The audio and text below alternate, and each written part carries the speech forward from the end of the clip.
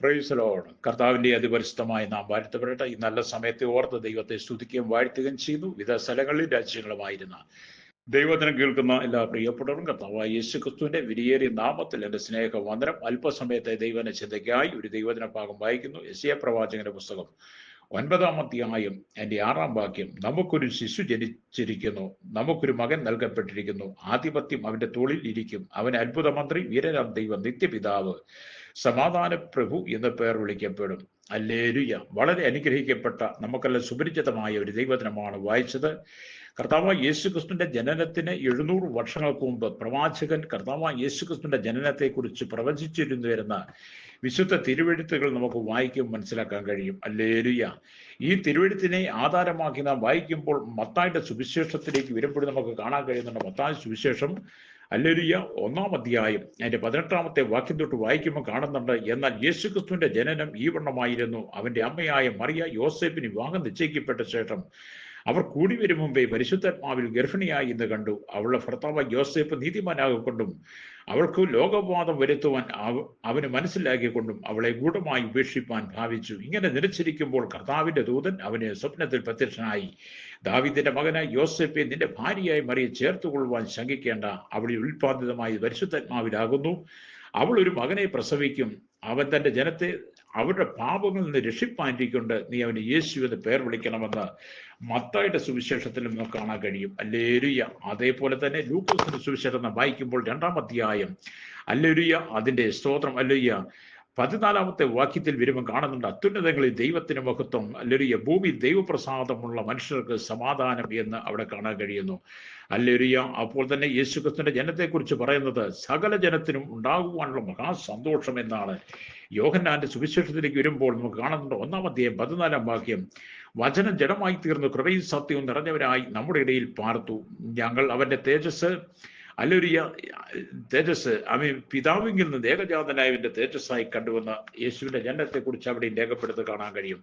Philippi ലേഖനത്തിലേക്ക് വരുമ്പോൾ പൗലോസ് ശക്തമായി പറയുന്നു, അവൻ ദൈവരൂപത്തിലിരിക്കെ ദൈവത്തോടുള്ള സമത്വം മുറുകെ പിടിച്ചുകൊള്ളും വിചാരിക്കാതെ ദാസരൂപമെടുത്ത് മനുഷ്യ സാദൃശ്യത്തിലായി തന്നെത്താൻ ഒഴിച്ച് വേഷത്തിൽ മനുഷ്യരായി വിളങ്ങി തന്നെത്താൻ താഴ്ത്തി ക്രൂശിലെ മരണത്തോളം തന്നെ അനുസരണമുള്ളവനായി തീർന്നുവെന്ന് ഈ ഭാഗങ്ങളൊക്കെയും യേശുക്രിസ്തുവിന്റെ ജനനത്തെക്കുറിച്ചും നമുക്ക് കാണാൻ കഴിയും. എന്നിട്ടും ഈ ലോകം ഇന്ന് ചോദിക്കുന്നത് യേശു ആരാ എന്നുള്ളതാണ്. ഹല്ലേലൂയ. എന്നെ കേൾക്കുന്ന പ്രിയ സ്നേഹിത, യേശു ആരാണെന്ന് ഈ ലോകത്തിന്റെ നെറുകയിൽ മുഴുവൻ ജനത്തിന്റെയും ഹൃദയങ്ങളിൽ പതിക്കത്തക്ക നിലയിൽ യേശുവിനെ കുറിച്ചുള്ള സന്ദേശം സകല ജനങ്ങളോടും സകല മേഖലയിലും സകല ഭാഷകളിലും വിവരിച്ച് പറഞ്ഞുകൊണ്ടിരിക്കുന്നതാണ്. യേശുവിന് പല പേരുകളും പല സ്ഥാനങ്ങളും വിശുദ്ധ വേദപുസ്തകം പറയുന്നുണ്ട്. യേശു എന്ന പേരിന്റെ അർത്ഥം രക്ഷിതാവ് എന്നുള്ളതാണ്, അഥവാ രക്ഷിക്കുന്നവൻ. എന്നാൽ സാധാരണ ക്രിസ്തു എന്ന പദം നാം യേശുവിനോട് ചേർത്ത് പറയാറുണ്ട്. ക്രിസ്തു എന്ന പദത്തിന്റെ അർത്ഥം മശിഹ എന്നാണ്. ക്രിസ്തുവിന്റെ ഈ മശിഹയുടെ അർത്ഥം അഭിഷിക്തൻ എന്നാണ്. ഹല്ലേലൂയ. അഥവാ ശുശ്രൂഷയ്ക്കായി ദൈവത്താൽ അയക്കപ്പെട്ടവൻ. ഹല്ലേലൂയ. എന്നെ കേൾക്കുന്ന പ്രിയ സ്നേഹിതരെ, ഞാൻ പറയട്ടെ, യേശു ആരെന്നുള്ള ചോദ്യത്തിന് മുമ്പിൽ വിശുദ്ധ വേദപുസ്തകം സകലവും വ്യക്തവും ശക്തമായി പഠിപ്പിക്കുമ്പോൾ യേശു ആരെന്ന് നിങ്ങൾ ചോദിച്ച് അലയുന്നതിനേക്കാൾ നല്ലത് യേശു ദൈവമാണെന്ന് നിങ്ങൾ വിശ്വസിക്കുന്നതാണ് നല്ലത്. മനുഷ്യപുത്രൻ സ്വർഗത്തിൽ നിന്ന് ദൈവിക ആരാധന സ്വീകരിക്കുന്നതിനും യേശു തന്റെ മനുഷ്യത്വത്തെ കാണിക്കുന്നതിനും യേശു ക്രിസ്തുവിനെ ഈ ലോകത്തിലേക്ക് അല്ലെങ്കിൽ പിതാവ് അയച്ചു എന്നുള്ളത് നമുക്ക് മനസ്സിലാക്കാൻ കഴിയും. യേശു ക്രിസ്തുവിനെ കുറിച്ച് 2 കാര്യങ്ങൾ നാം ഓർക്കണം. 1, യേശു ഒരു പൂർണ്ണ മനുഷ്യനാണ്. 2, അവൻ പൂർണ്ണ ദൈവമാണ്. യേശു മനുഷ്യനും ദൈവമാണെന്ന് റോമാലേഖനത്തിൽ നമ്മൾ 1-ാം അധ്യായം അതിന്റെ 3-4 വാക്യങ്ങൾ വായിക്കുമ്പോൾ കാണാൻ കഴിയുന്നുണ്ട്. ഹല്ലേലൂയ. യേശു ദൈവമാണ് എന്ന് വേദപുസ്തകം മുഴുവൻ വെളിപ്പെടുത്തുകയാണ്. സകല മനുഷ്യന്റെ രക്ഷയ്ക്ക് ആധാരമായി തീർന്നവൻ, സകല ജനത്തിന്റെ രക്ഷകനായി പാപത്തിൽ ജനിച്ച മനുഷ്യന്റെ പാപത്തിന് പരിഹാരം വരുത്തുവാൻ ഏക മാർഗം കർത്താവായ യേശു ക്രിസ്തു മാത്രമാണ്. ദൈവിക സ്വഭാവങ്ങൾ യേശുവിനുണ്ട്. അവൻ നിത്യനാണ്, എല്ലായ്പ്പോഴും ദൈവത്തോടു കൂടെ ആയിരുന്നു എന്ന് നമുക്ക് വേദപുസ്തകം വായിക്കാൻ കാണുന്നുണ്ട്. അവൻ ലോകത്തിന്റെ വെളിച്ചമാണ്. ലോകത്തിന്റെ ദൃഷ്ടിയിൽ യേശു ഭാഗവാക്കായിട്ടുണ്ട് എന്ന് തിരുവെഴുത്ത് വായിക്കാൻ കഴിയും. ആമീൻ. ഈ ദൈവം യേശുവിലും യേശു ദൈവത്തിലും ആയിരുന്നു എന്ന് യോഹന്നാന്റെ സുവിശേഷം 14:10 17 17:21 വായിക്കാൻ കഴിയും. അപ്പോൾ തന്നെ യേശു ആമീൻ പുത്രനാണ്. യേശു ആദ്യജാതനാണ്, മരിച്ചവരിൽ ആദ്യജാതനെ ഉയർത്തെഴുന്നേറ്റവനാണ്. ഹല്ലേലൂയ. അങ്ങനെ യേശു ക്രിസ്തുവിന്റെ വ്യത്യസ്ത രൂപഭാവങ്ങളെയെല്ലാം നമുക്ക് തിരുവെഴുത്തിൽ കാണാൻ കഴിയും. യേശു ദൈവത്തെ നമുക്ക് കാണിച്ചു തന്നു. ഹല്ലേലൂയ. അവൻ അദൃശ്യനായി ദൈവത്തിന്റെ പ്രതിമയാണ്, അവൻ തത്വത്തിന്റെ മുദ്രയാണ്. ആമീൻ. മറ്റു ഭാഗങ്ങൾ നാം പഠിക്കുമ്പോൾ യേശു ദൈവം തന്നെയാണെന്ന് വേദപുസ്തകം പഠിപ്പിക്കുന്നു. അവൻ ദൈവമായി തുല്യനാണ്. വാസ്തവത്തിൽ യേശു ദൈവമാണെന്ന് യോഹന്നാന്റെ സുവിശേഷം 1:1 തന്നെ പ്രഖ്യാപിച്ചിട്ടുണ്ട്. യേശു ഒരു ഭാഗിക ദൈവമല്ല, അവൻ ദൈവത്തിന്റെ സർവ്വസമ്പൂർണതയാണ്. അവൻ അൽഫയാണ്, ഒമേഗയാണ്. അവൻ സർവ്വജ്ഞാനിയാണ്, സർവശക്തനാണ്, പാപികളുടെ രക്ഷകനാണ്. അതുകൊണ്ട് ഇന്ന് പകൽ ദൈവത്തിന്റെ വചനം കേൾക്കുന്ന ശ്രോതാവേ, ആമീൻ, യേശു ആര് എന്ന് ഇന്നും ലോകത്തിന് മുമ്പിൽ ചോദ്യമായി നിൽക്കുമ്പോൾ യേശു ക്രിസ്തുവിന്റെ ദൈവത്വത്തെ നിഷേധിക്കുന്ന സകല നിരീശ്വരവാദികളും യുക്തിവാദികളും ദൈവമില്ല എന്ന് പറയുന്ന മൂഢന്മാരോടും വിശുദ്ധ തിരുവെഴുത്ത് പറയുന്നു, അവൻ പാപികളുടെ രക്ഷകനാണ്. അവൻ പാപികളുടെ രക്ഷകനായി പാപിയായ മനുഷ്യനെ പാപത്തിന് വിടുവിക്കാൻ വേണ്ടി ഈ താണ ഭൂമിയിലേക്ക് വന്നവനാണ്. അവൻ ദൈവരൂപത്തിലിരിക്കെ ആ ദൈവത്തോടുള്ള സമത്വം മുറുകെ പിടിച്ചു കൊള്ളണം വിചാരിക്കാതെ ദാസരൂപമെടുത്തവനാണ്, മനുഷ്യ സാദൃശ്യത്തിലായി തീർന്നവനാണ്.